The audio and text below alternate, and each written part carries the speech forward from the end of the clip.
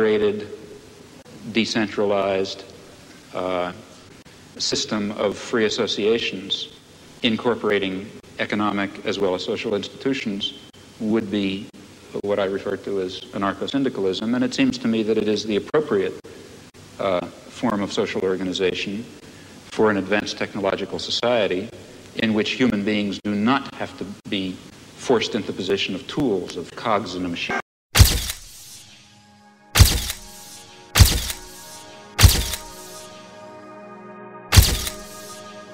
On September 5th, 1917, federal agents raided offices of the Wobblies across the nation, leading to arrests for the offense of causing insubordination, disloyalty, and refusal of duty in the military and naval forces. 101 of the defendants were found guilty and received prison sentences up to 20 years. Wilson carried out a brutal internal repression called the Red Scare, which is the worst in American history, far worse than McCarthy, far worse than anything that's going on now. They arrested thousands of people, smashed the labor movement, heavy constraints on free expression, threw lots of people in jail, expelled all sorts of people from the country.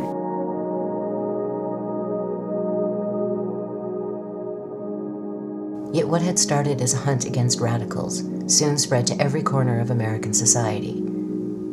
Patriots were encouraged to inform on friends and neighbors who spoke out against the war, while surveillance increased dramatically, not only by the military, but by seemingly benign institutions like the postal system. The state flourishes in time of war.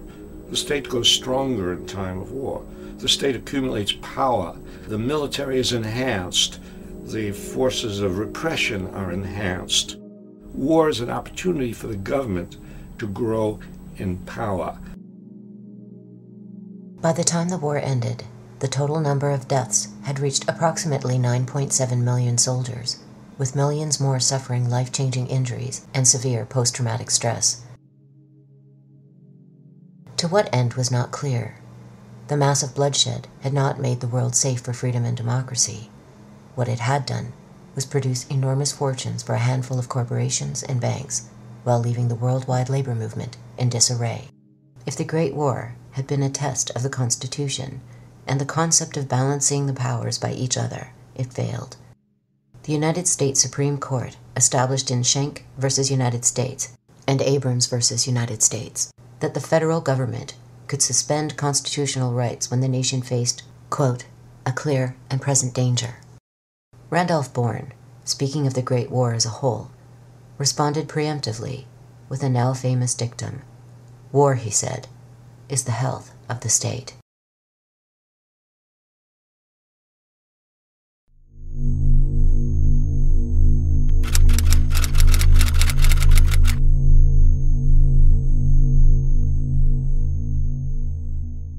The definition of polyarchy that we have in the social sciences is a system where the participation of masses of people is limited to voting among one or another representatives of the elite in periodic elections. And in between elections, the masses are now expected to keep quiet, to go back to life as usual, while the elite make the decisions and run the world until they can choose between one or another elite another 4 years later.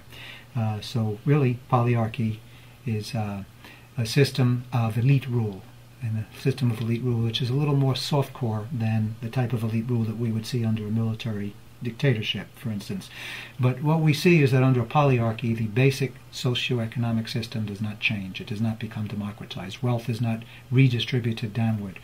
You don't see a more equitable redistribution of wealth and resources. So that's the key. Socioeconomic dictatorship and free elections. That's the prescription for polyarchy. Participatory democracy would see not only more participation of people in the running of their daily affairs, but it would see a democratization of the economy, a democratization of social relations.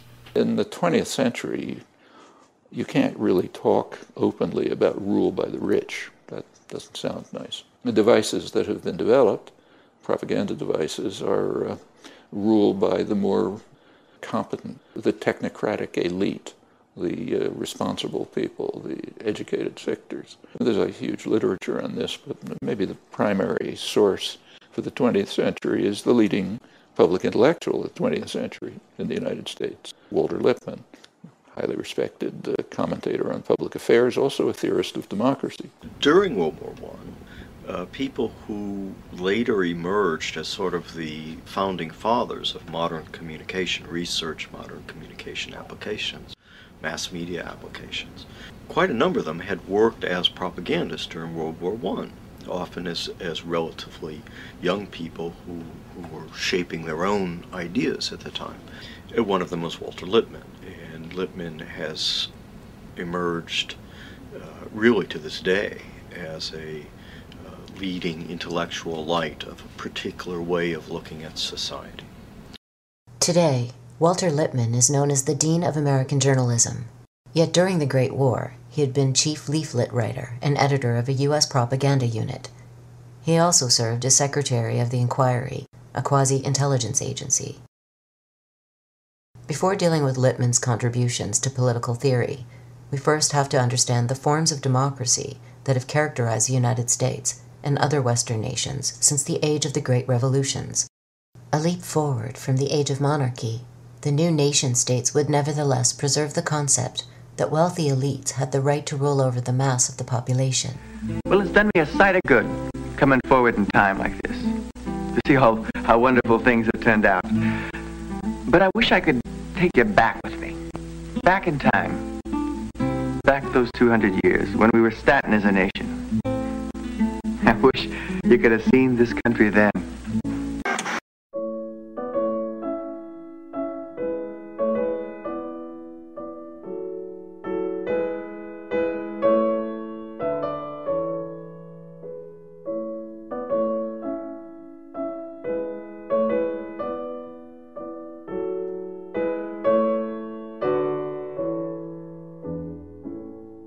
George Washington was a slave owner. James Madison was a slave owner. Thomas Jefferson was a slave owner. Importantly, Jefferson, who was the most democratic of the lot, wasn't at the Philadelphia Convention.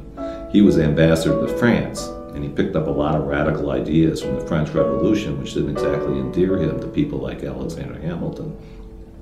The initial divide in American politics then goes back to those roots. It's Jeffersonian Democrats against Federalists, the leader of whom, until he was killed by Burr, was Alexander Hamilton. Essentially a class struggle, a class conflict. Thomas Jefferson was, in fact, a fairly radical democratic thinker in his time. And clearly the Declaration's statement that we hold these truths to be self-evident, that all men are created equal and endowed by their Creator with certain inalienable rights, was a powerful democratic statement. And although Jefferson would not have applied it to women or to Indians or to blacks, nonetheless, in all of those cases, those words would come back to be very serviceable for those groups in pushing civil rights and civil liberties forward in the United States from where Jefferson's statement left them. The problem with the Declaration of Independence was that once independence was won from Britain, then the question became one of governance. How were these former colonies of Britain to govern? What led immediately to the Constitutional Convention in 1787 were a series of uprisings by debtors, essentially, not just in Massachusetts. The most famous is, of course, the Shays Rebellion in 1786. The American state was founded largely to get the Ohio Valley, largely to cross the Appalachians. That is the Constitution, to organize an army and money in order to conquer further lands more to the west. That's the origin of the USA. But to do that, the slave masters are not going to do the fighting. What they will do is hire poor people to do it. But when they don't pay the poor people, as they didn't pay Daniel Shays takes matters into his own hands in 1787 and goes to the courts and shuts down the courts because the courts were beginning to foreclose on the grounds that Daniel Shays and the other veterans from the American War of Independence did not have the money to pay back. Debtor riots were happening throughout the 1780s, and they were sufficiently scary from the point of view of people with property that they had to do something about it. And what they did about it was essentially overthrow the Articles of Confederation and instill a much stronger, much more able government to protect the property interests that were in dire threat from the people, quote unquote. This was an elitist, you could almost say coup d'etat, except there wasn't any strong central government to launch a coup against. They were really trying to set one up and protect it against majoritarian interests, especially economic interests, especially property interests, especially threats from people who didn't have much. First thing they did when they got to Philadelphia in 1787 was they locked the doors. The only reason we know what happened behind those closed doors were that people like James Madison kept extensive notes. The American Constitution was formulated primarily by James Madison. He's the major framer of the Constitution, and he wanted to overcome what he called the tyranny of the majority. He said a primary goal of government is to ensure that the opulent are protected from the majority. So therefore he designed the Constitution in such a way that, as he put it, the wealth of the nation will be in charge. The more responsible set of men, those who sympathize with property owners and their rights. And the system was designed that way. Power was in the Senate, which was the least representative body, and it was the wealth of the nation. In fact, it still is. The House of Representatives, which is more democratic, in theory, was given much less power. And the powerful executive is also supposed to represent the wealth of the nation. In Madison's defense, one should say that he was really pre-capitalist in his mentality. He assumed that the wealthy would be what he called benevolent gentlemen who would not be concerned with their own interests, but with the benefit of the people. Adam Smith, who preceded him, was much more realistic. He pointed out that the principal architects of policy, namely the merchants and manufacturers in his day, they ensure that policies are designed so that their own interests are protected, no matter how grievous the effect on others, including the people of England. It's rather interesting to compare Madison's thinking, which founded this country, with the first major book on politics, namely Aristotle's Politics. Aristotle surveyed many kinds of systems and decided that of all of them, didn't like any of them, but he said of all of them, democracy is probably the best. But he said that democracy has a problem, and it was the same problem that Madison noticed centuries later. He said if in Athens everyone had a right to vote, the poor majority would attack the property of the rich, insist that it be divided, and he also felt that was unfair. But Madison and Aristotle had opposite solutions. Madison's solution was to restrict democracy. Aristotle's solution was to restrict inequality. Opponents of the new government were called anti-federalists, though the term is inaccurate. The majority favored some form of federation, but insisted on more localized control, with a more participatory democratic system. The Bill of Rights, the first 10 amendments to the Constitution, they were the price the Federalists had to pay in the ratifying conventions to pass the document.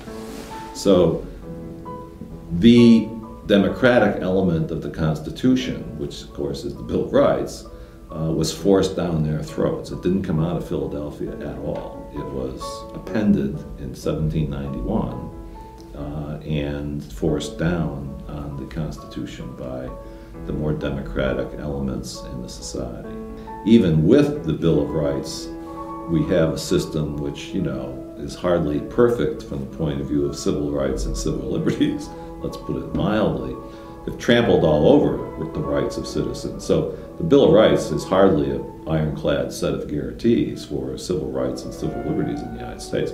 I'd hate to think of the United States without it. The anti-federalists were significantly more partial to democratic elements in the society and to the rights of ordinary people than were the significantly more elitist federalists.